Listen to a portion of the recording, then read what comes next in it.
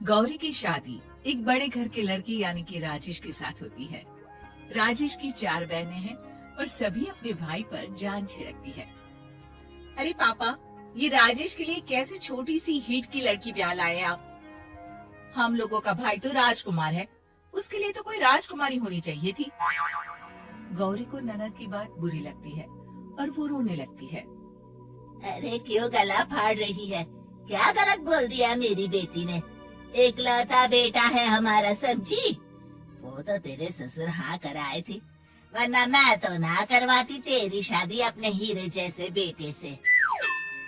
ननदे सास को भरती और सास गौरी से लड़ती। ये क्या है? तुम्हारी बहनें और माँ आए थे, मुझे खरी खोटी सुनाती रहती है। क्यों नहीं बोलते उन लोगों को कुछ? अरे क्या बोलूं?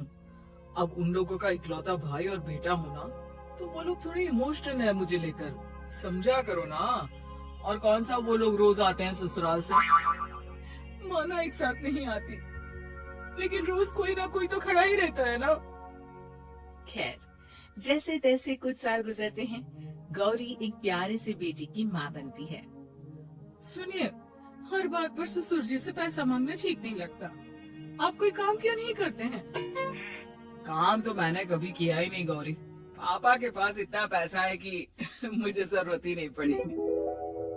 लेकिन कहते हैं ना, हर दिन एक सा नहीं होता। गौरी के ससुर की मृत्यु हो जाती है और घर में गरीबी छा जाती है। गौरी ननद को फोन करती है।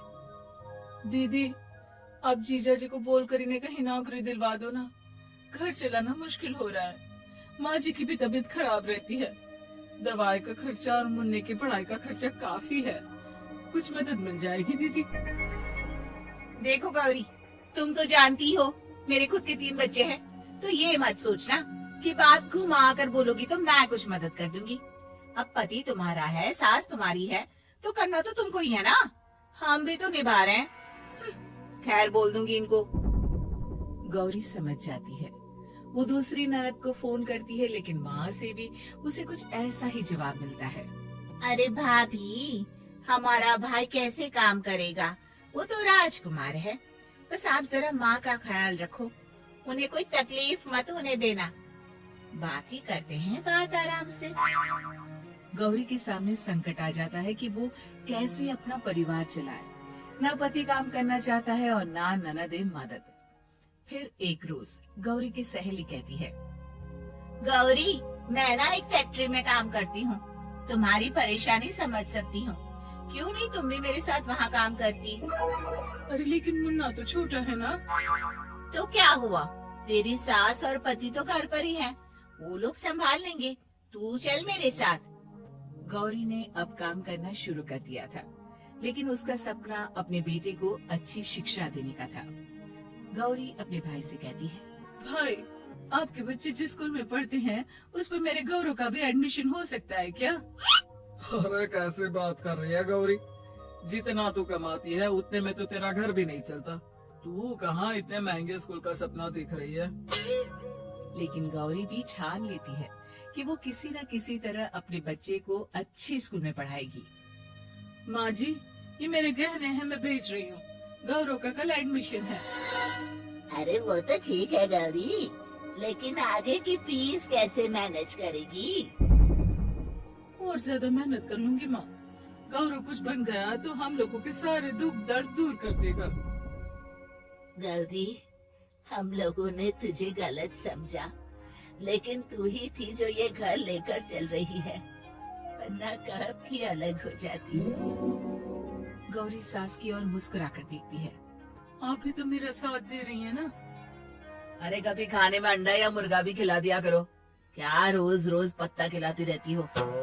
अरे शर्म तो आती नहीं, सारा दिन बहू काम करके पैसे लाती है, खुद तो कुछ करता नहीं, ऊपर से मुर्गा खाना है इसको। गौरी अपना घर चलाने के लिए तो पर्याप्त पैसे कमा लेती है, लेकिन बेटे के महंगे स्कूल, कोचिंग और उसकी डिमांड पूरी करने के लिए उसे लोगों से पैसे उधार लेने पड़ते।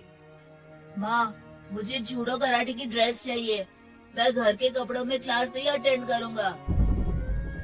और क्या, बिल्कुल, घर की भी कोई ड्रेस होती है क्या? मैं कल ही ला दूंगी। बच्चा, तू बस मन लगाकर पढ़ाई किया कर। उसके जाने के बाद कहाँ से लाएगी पैसे ड्रेस के?